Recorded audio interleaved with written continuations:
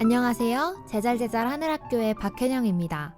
오늘은 수학공부법이라는 주제로 서울삼육초등학교 연구부장으로 초등학교 교육과정을 계획하시고 운영하시는 박미리 선생님과 함께하겠습니다.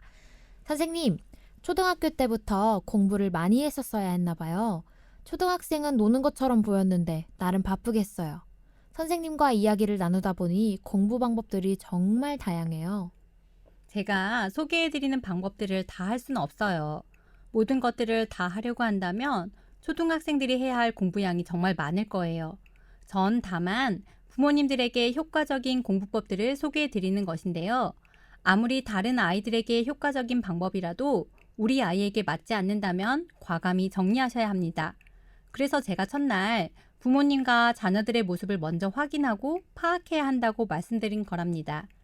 전 다양한 것을 해보는 걸 좋아하고 하나가 끝까지 마무리가 되지 않아도 그만큼 해보는 것 자체의 경험이 중요하다고 생각하는 편이라 저희 자녀들에게 문제집을 풀릴 때 끝까지 마무리하는 것보다 다양한 문제들을 풀어보도록 하는 것을 선호하죠. 그리고 제가 꼭 시키고 싶은 부분이 있는데 저희 아이들이 따라와 주지 않아도 좀 더 있다가 하면 더 빨리 할 수 있을 거야 라고 하고 넘기는 편이에요. 이건 제가 하는 걸 추천드리는 것이 아니랍니다. 저의 이런 성향으로 제 자녀들의 모습에서 아쉬운 점들이 아주 많이 생기거든요. 저는 연년생 딸이 둘인데요. 이런 극과 극이 없습니다. 크면서 맞는 부분이 하나도 없어요. 스파게티를 해주어도 큰아이는 크림 소스로, 둘째는 알리오 올리오 소스로 해주지 않으면 둘 중 한 명은 먹지 않아요. 둘이 공부하는 스타일도 제가 하는 방법들을 받아들이는 것도 전혀 다릅니다. 제가 말씀드리고 싶은 것은 부모님들의 성향과 자녀들마다의 성향이 다르다는 거예요. 그래서 다양한 교육 방법들을 참고하되 가장 좋은 교육 방법은 각각 다르다는 것에 마음을 두시고 제 이야기를 들어주셨으면 합니다. 선생님이 말씀해주시는 방법들이 좋아 다 해야 하는 줄 알았는데 공부법에도 집중과 선택이 필요하겠네요. 네, 맞아요. 그 집중과 선택을 아직 초등학생들은 할 수 없기 때문에 부모님들께서 다양한 방법들을 찾아보시고 이야기를 들어보시고 선택을 하셔야 합니다. 선생님, 수학도 책 읽기가 중요한 거겠죠? 수학과 관련된 책을 많이 읽는 것이 도움이 될까요? 수학 공부를 잘하는 것도 책 읽기가 바탕이 되어야 하는 것은 맞아요. 하지만 수학과 관련된 책을 꼭 읽어야 효과가 높은 것은 아니에요. 요즘은 수학과 관련된 책도 많아서 수학 동화나 수학자, 수학 개념에 대한 책도 다양해요. 이런 책을 읽는 것이 도움이 되지만 꼭 읽고 지나가야 하는 것은 아닙니다. 수학에서 필요한 책 읽기 방법은 따로 있는 것이 아니라 제가 첫날, 둘째 날 말씀드린 독서교육, 국어교육에 필요한 책 읽기가 잘 되어 있으면 수학 공부할 때도 똑같은 도움을 받을 수 있습니다. 하지만 기본적인 책 읽기 능력이 갖추어져 있지 않다면 수학에서도 높은 성적을 얻기 어렵습니다. 수학이 책 읽기 능력과 무슨 상관이 있을까 하는 생각도 드실 텐데요. 수학 문제가 점점 어려워진다는 것이 풀이가 어려워진다는 것이 아니라 문제에서 요구하는 것이 무엇인지 파악하는 것이 어려워진다는 것입니다. 문제를 읽고 그 문제에 맞는 식을 세운다는 것이 쉽지 않아요. 아마 초등 고학년 심화 문제를 보시면 대부분의 부모님들이 한 번에 풀이법을 찾기 어려우실 거예요. 답안지를 보면 아, 그렇지 라고 금방 아실 테지만 답안지 없이 심화 문제 푸는 것은 쉽지 않답니다. 하지만 책 읽기 능력을 갖추는 것만으로도 수학에서는 좋은 성적을 얻을 수는 없을 것 같아요. 수학은 국어와 영어와 공부법이 다를 텐데 수학 공부법도 있을까요? 제가 오늘 추천해 드릴 책은 수학 잘하는 아이는 이렇게 공부합니다 라는 책입니다. 이 책을 읽어보시면 수학을 어떻게 공부시켜야 할지 큰 그림이 그려지실 거예요. 저랑 생각이 가장 많이 비슷한 책이어서 요즘 제가 저희 자녀들의 수학 공부 방향을 정할 때 가장 많이 참고하는 책입니다. 선생님, 수학 공부를 하는데 큰 그림을 그려야 한다는 것이 무슨 말일까요? 국어나 영어는 다양한 공부법들의 순서가 있지 않아요. 이 방법을 해보다가 다른 방법을 해보아도 되고 그 방법과 반대로 해도 돼요. 물론 학습할 내용은 심화되지만 공부법을 이것저것 다양하게 해볼 수 있습니다. 국어나 영어 공부는 비빔밥과 같다고 할 수 있죠. 자기가 넣고 싶은 재료를 순서 없이 넣어도 자기 취향에 맞으면 자기가 좋아하는 비빔밥이 됩니다. 그런데 수학 공부는 빵을 만드는 것과 같아요. 빵을 만들 때 순서가 바뀌거나 정해진 양이 조금이라도 바뀌면 자신이 원하는 형태와 맛을 가진 빵을 만들 수가 없어요. 레시피를 꼭 따라야 하죠. 그래서 수학 공부를 할 때는 우리 아이가 어떤 수학 공부를 하게 될지 전체적인 그림을 그리고 그것에 맞춰 조급하게 다가가기보다는 한 단계씩 차근차근 도장 깨기를 하는 것처럼 효과적인 계획을 세울 수 있어야 합니다. 수학 공부에 있어서 중요한 것은 무엇일까요? 수학은 덧셈 뺄셈을 하지 못하는데 바로 곱셈을 배울 수는 없어요. 수학은 먼저 해야 할 단계가 있어요. 수학의 중요한 또 다른 특징은 하나의 개념을 정확히 알면 다른 것에 쉽게 적용할 수 있다는 것이에요. 빵 만드는 것처럼 하나를 정확히 익히는 것은 어렵지만 하나를 정확히 익히면 비슷한 종류의 빵은 응용해서 만들 수 있는 것처럼요. 그런데 수학 공부를 단계로만 보고 선행으로만 속도를 빼는 경우가 있어요. 수학을 할 때 중요한 것은 개념을 확실히 하는 것인데 이 부분을 소홀히 하는 경우가 많습니다. 제가 1학년 아이들을 가르치며 제일 강조하는 것이 한 자릿수, 두 자릿수에 대해 여러 번 물어보는 거예요. 예를 들면 숫자는 몇 개가 있을까? 수는 몇 개일까? 숫자와 수 개념을 구분하지 않는 경우가 많아서 전 이걸 제일 처음 설명해줘요. 요즘 애들은 똑똑해서 더 큰 수도 많이 알아서 1부터 100까지의 수는 가르치지 않아도 아는 경우가 많아요. 중요한 건 수가 어떻게 만들어졌는지에 대한 거죠. 우리가 표현하는 데 사용하는 숫자는 10개인데 수는 무한히 커질 수 있는 거를 이해하는 거예요. 한 자릿수는 몇 개일까? 한 자릿수 중 가장 큰 수는 무엇일까? 한 자릿수의 가장 큰 수인 9 다음 수는 어떻게 표현해야 하지? 라는 질문을 해요. 쉬운 질문 같지만 여러 번 반복해도 개념이 없는 경우는 답을 틀리게 말한답니다.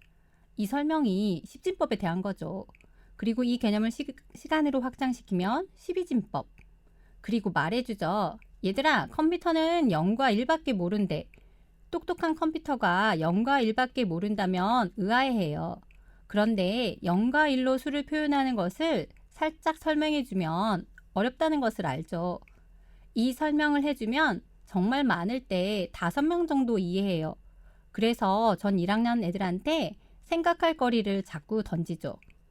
1학년은 1부터 10, 1부터 50, 1부터 100을 배우기 때문에 이렇게 배울 때마다 다시 이야기를 하면 이해하는 아이들이 점점 더 많아지죠. 나중에 자신들이 1학년 때 배웠던 것이 10진법, 2진법, 12진법, 60진법이었다는 것을 알게 될지는 미지수지만 말이죠. 1부터 100까지 세고 쓸 수만 있으면 되는 줄 알았는데 수를 가지고도 다양한 접근법을 할 수가 있었네요. 그럼 초등학교에서 배우게 되는 수학 중에 꼭 놓치지 말아야 할 것들 좀 더 알려주세요.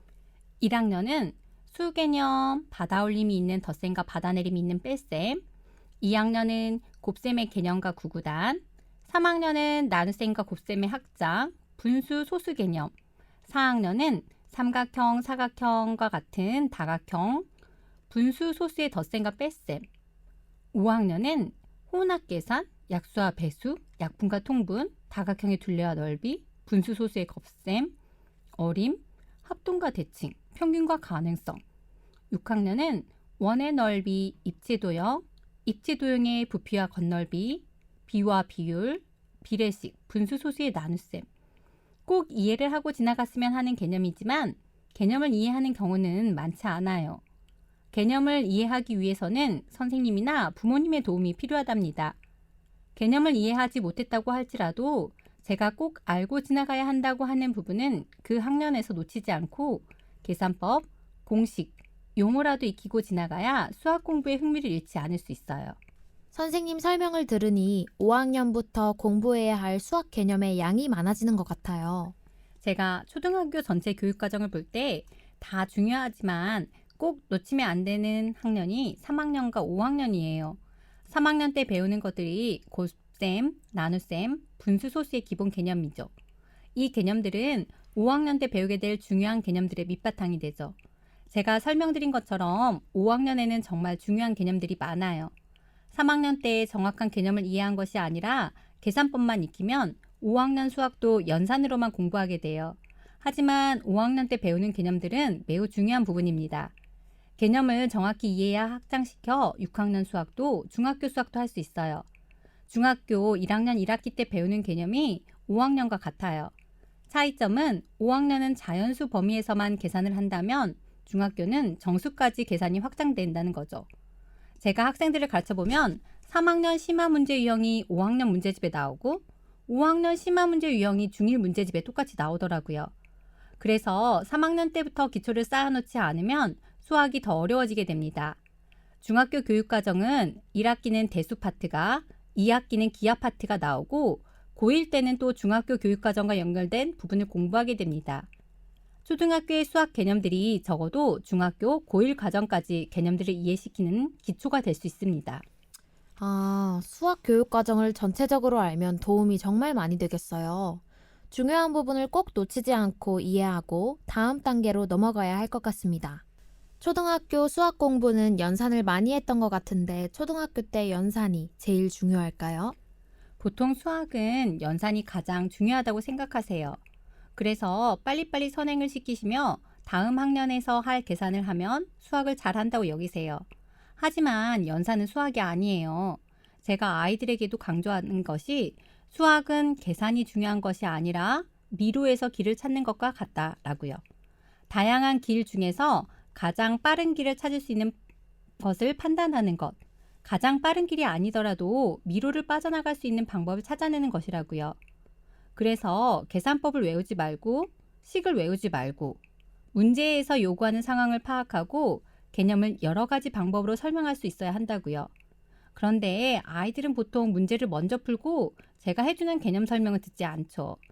개념 설명을 해줄 때 눈을 반짝이는 아이들이 있어요. 그 아이들은 나중에 수학을 정말 좋아하게 돼요. 수학 잘하는 아이는 이렇게 공부합니다. 에도 연산 방법 학습이 필요할까요? 라는 질문이 있어요. 개념과 과정을 정확하게 이해한 아이라면 연산 문제에서 실수가 거의 없다는 거죠. 연산은 마치 수학 공부를 위한 워밍업으로 생각하시고 수학 공부 전 잠깐씩 풀 수 있도록 해주시면 됩니다. 부모님들이 연산 문제집 풀리시는 걸 수학 공부 시킨다고 생각하시는데 수학 공부는 그럼 어떻게 지도해야 될까요? 먼저 수학적 상황을 만들어주거나 수학적 사고력을 키울 수 있도록 해주셔야 해요. 요즘 수학과 관련된 다양한 보드게임도 많은데요. 이런 보드게임을 놀이처럼 자녀들과 함께 해주시는 것도 좋아요. 샘샘 피자 가게, 할리갈리, 로봇77, 도블, 블러커스 펜토미노 등 수학과 직접 관련된 게임도 있답니다. 1, 2학년 때는 상위 학년의 연산을 연습시키기보다는 이처럼 놀이처럼 할 수 있는 수학 활동을 시켜주세요. 미로 찾기, 숨은 그림 찾기, 칠교놀이, 수도쿠, 펜토미노, 쌓기나무 놀이, 메코머스처럼 수학적 배경을 쌓아주셔야 해요. 이러한 배경이 쌓여있는 아이들은 수학 개념을 훨씬 빨리 받아들여 선행을 하지 않아도 수학 실력을 쌓을 수 있습니다. 수학은 빨리 가는 것처럼 보여도 그 빠름이 수학의 깊이는 아닙니다. 수학 개념을 확실히 이해하고 원리를 깨우치면 깊이 있게 공부하면서도 수학의 속도도 빨라질 수 있습니다. 수학 선행을 안 하는 경우가 거의 없잖아요. 그럼 수학 선행은 필요하지 않는 걸까요? 저의 개인적인 의견으로는 4학년 때까지 선행을 하지 않는 것이 더 도움이 된다고 생각합니다. 아이들이 집중해서 공부할 수 있는 시간은 정해져 있습니다. 초등학교 저학년에게 공부를 시킬 수 있는 양은 정해져 있어요. 선행을 하는데 에너지를 쏟는다면 더 중요한 것들을 놓칠 수 있거든요. 조금 전 살펴본 것처럼 5학년 때 배워야 할 개념도 많고 계산도 많기 때문에 5학년 수학은 조금 일찍 시작해도 도움이 됩니다. 하지만 5학년 때 중요한 개념을 꼭 제대로 학습하고 진도를 나가야 합니다. 5학년 학습이 제대로 되어 있다면 6학년과 중1 과정은 빨리 진도를 나갈 수 있어요. 부모님들께서 전체적인 계획을 세우시고 자녀들의 도달 계획을 세우시면 됩니다. 절대 주변에 흔들리시지 않는 굳은 심지가 필요할 때입니다. 수학은 심화학습도 중요하다고 생각했는데 심화학습은 언제, 어떻게 시작해야 할까요? 수학 공부에서 가장 실패하는 것이 연산만 하고 심화 문제를 해결하지 않고 지나가는 거예요. 심화 문제 풀이는 언제든 시작하셔도 됩니다. 심화 문제 풀이는 1학년도 가능해요. 단지 풀이 양을 조절해 주시면 됩니다. 전 심화 문제집은 다 풀리지 않고 중간중간 풀리기도 했어요. 다 풀면 좋겠지만 그것이 불가능한 상황이라면요. 수학적인 사고 배경이 쌓여 있다면 심화 문제도 다른 아이들보다 쉽게 해결할 수 있는 힘을 가지고 있답니다. 진짜 수학 실력은 선행의 속도가 아니라 심화 문제를 풀 수 있느냐입니다. 수학 실력을 키우려면 구체적으로 어떻게 해야 할까요?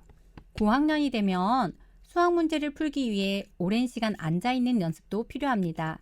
수학 문제는 설명 없이 스스로 해결 방법을 찾아야 해요. 어떤 문제는 한 문제를 푸는데 30분 이상이 걸리기도 한답니다. 진짜 수학 공부를 한다면 문제의 양이 아니라 생각이 필요한 문제를 자신이 알고 있는 방법으로 끝까지 풀어보는 것입니다. 저학년 때는 어렵지만 고학년 때 이러한 과정을 거친 학생들만이 수학을 잘할 수 있습니다. 학원 선생님의 설명만을 듣고 문제를 푸는 경우 진정한 수학 실력으로 남지 않아요. 고학년 때 혼자 공부하는 것이 어렵고 부모님도 도와주시기 힘들고 진도도 좀 빨리 나가야겠고 이러한 이유들로 학원을 보내시는 경우가 대부분인데요. 학원에서 어떻게 지도하는지 꼭 확인해 보시고 선택을 하시면 좋을 것 같습니다. 당장 문제를 많이 풀어서 성적이 오르는 것은 학년이 올라가며 한계에 부딪히게 될 확률이 매우 높습니다. 저도 수학 문제를 풀 때 어려우면 자꾸 쉬운 문제들만 풀었던 것 같아요. 쉬운 문제들을 많이 풀면 수학 공부를 많이 한 것처럼 보이지만 수학 실력이 쌓이고 있지 않았던 거죠. 그래서 수학이라는 학문이 어려우면서도 매력적이기도 합니다. 어려운 문제들을 풀었을 때의 성취감이 수학을 계속 공부하게 하는 힘이라고 합니다. 스스로 문제를 풀 수 있는 힘을 길러주는 방법을 찾는 것이 부모님들이 해주셔야 할 일입니다. 제가 소개해드린 책에 조금은 도움이 될 만한 팁이나 문제집들에 대한 설명이 있으니 참고하시면 좋을 것 같아요. 제가 설명해드린 초등학교 교육과정을 바탕으로 중학교, 고등학교 수학과정을 쭉 보시고 언제, 어떻게, 어떤 속도로 수학 공부를 시킬지 큰 그림을 그려보시기 바랍니다. 아, 그래서 선생님이 처음에 수학은 큰 그림을 그려야 한다고 하셨던 거군요. 수학은 가장 오래 꾸준히 공부해야 하기도 하고 중간에 쉬면 안 되는 공부입니다. 공부 하방 경직성이 가장 크죠. 그래서 우리의 아이들이 좌절도 자주 하고 가장 많이 포기하고 어려워하기도 합니다. 그리고 부모님들이 공부하실 때보다 수학이 정말 어려워졌습니다. 수학 문제 푸는 걸 어려워하는 우리 자녀들을 격려해 주시고 함께 고민해 주시며 수학 공부에서 무엇이 중요할지 방향을 정해 보시기 바랍니다. 선생님이 설명해 주시는 이야기 중 가장 많이 나온 단어가 꾸준히 였던 것 같아요. 자녀 교육의 가장 좋은 방법은 꾸준히 시간을 정해서 자녀에게 맞는 방법을 찾아 지속하는 것 같습니다. 맞아요. 다니엘이 어떤 상황에서도 하루 3번 예루살렘을 향하여 열린 창에서 기도하는 것을 잊지 않았던 꾸준함이 우리 아이들이 자신의 역할을 해내도록 능력을 키울 때 가장 필요한 덕목입니다. 아이들에게 새로운 경험을 하게 해주고 새로운 방법들을 가르치는 것은 새로운 기회를 주는 것입니다. 자녀들에게 무언가를 가르치는 것이 강요이지는 않을까? 내가 우리 아이가 스스로 성장할 수 있는 기회를 막는 것은 아닐까? 라는 고민을 하시는 부모님들도 많으실 텐데요. 초등학교까지는 아직 판단할 능력이 부족하기 때문에 부모님들이 아이를 잘 살펴보시고 그 아이에게 가장 적합한 방법들을 찾아주는 것이 중요합니다. 적합한 방법이라고 생각하신다면 자녀들이 거부하는 모습을 보이더라도 원하지 않더라도 방법을 다양하게 바꾸어 꾸준히 적용해 보시길 바랍니다. 초등학교 때는 자녀의 모습에 대해 아이들 자신보다는 부모님들이 더 잘 알고 계시는 것이 맞습니다. 그리고 제가 첫날 말씀드린 것처럼 부모님이 일관성을 유지해 끝까지 밀고 나갈 힘이 필요합니다. 부모님이 끝까지 밀고 나가려면 부모님 스스로 내가 어느 부분을 끝까지 밀고 나갈 수 있을지를 먼저 아시는 것이 중요합니다. 초등국어 뿌리 공부법 민성훈 작가님께서 하신 말씀 중에 아이들은 무엇이 옳은지 그른지 판단할 능력이 아직 부족하기 때문에 결국 조력자인 부모의 현명한 선택이 중요한 역할을 한다. 아이가 판단 능력이 없을 때 부모는 아이를 대신해서 올바른 판단을 해야 할 의무가 있다. 라는 말이 있습니다. 새자녀 지도법 35페이지에도 부모들은 자녀들을 올바르고 합당한 방향으로 인도하고 훈련하는 것이 절대적으로 필요하다는 것을 깨달아야 한다. 라는 같은 말씀이 있습니다. 제 이야기들을 들으며 적용해보고 싶은 부분들이 생기셨다면 우리 자녀들에게 적용할 부분들을 선택하고 그것들을 자녀에게 교육시킬 의무는 이제 부모님들에게 있습니다. 선생님이 들려주신 이야기들이 부모님들께 큰 힘이 되셨을 듯 합니다. 선생님께서도 선생님 자녀들을 교육하시며 중심이 되는 말씀이 있으실까요?